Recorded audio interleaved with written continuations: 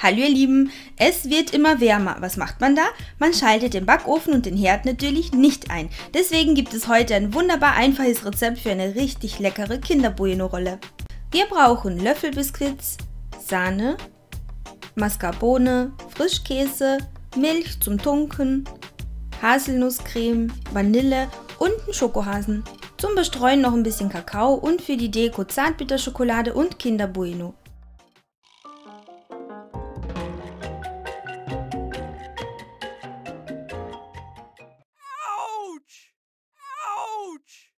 Sorry kleiner Hase, aber wir brauchen für dieses Rezept Vollmilchschokolade und da du nicht mehr der Frischeste bist, war es an der Zeit, dich aufzuwerten. Wenn auch ihr Schokohasen und Nikoläuse zu Hause stehen habt, das ist die ideale Gelegenheit, sie zu verbrauchen. Die Vollmilchschokolade wird jetzt geschmolzen, entweder über einem leicht köchelnden Wasserbad oder in der Mikrowelle. Danach lasst ihr sie auskühlen, bis sie nur noch lauwarm ist. Für die Rolle brauchen wir 2 Stück Frischhaltefolie, die sich in der Mitte überlappen.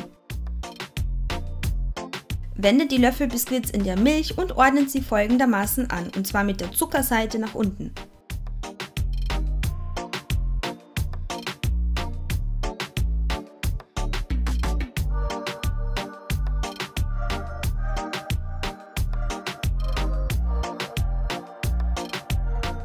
Im nächsten Schritt wird die Sahne steif geschlagen.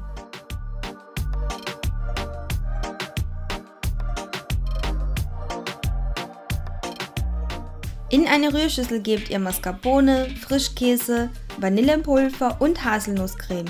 Diese Zutaten werden kurz cremig gerührt. Fügt die geschmolzene, nicht mehr heiße Schokolade hinzu, das ist ganz wichtig, denn sonst habt ihr am Ende ganz viele Klümpchen in eurer Creme. Übrigens, falls ihr euch fragt, um welche Haselnusscreme es sich hier handelt, dann findet ihr in der Infobox einen Link zu jenem Produkt, welches ich verwende.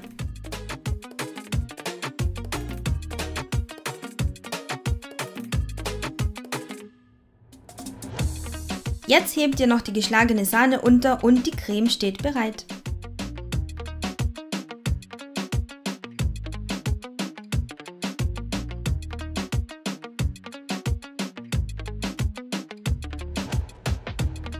Verteilt die Creme über den Löffelbiskuits und verstreicht sie gleichmäßig.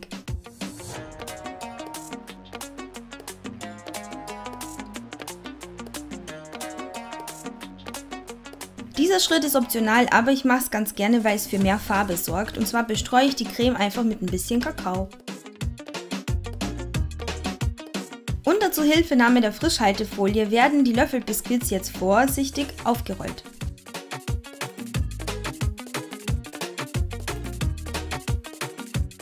Um das Ganze noch ein bisschen zu straffen, verwende ich hier ein Lineal und ich verpacke die Rolle nochmal in eine Schicht Frischhaltefolie, einfach weil sie auf diese Weise beim Auskühlen die Form behält. Das heißt, die geht dann nicht so auseinander, sondern bleibt halbwegs rund.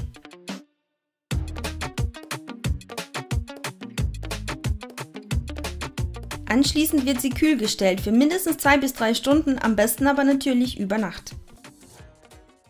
Ich dekoriere die Rolle auf eine ganz simple Art und Weise und verwende nur geschmolzene Zartbitterschokolade und ein paar Kinder Buenos, aber ihr könnt das Ganze natürlich auf ein ganz anderes Niveau heben, wenn ihr Zeit und Lust habt.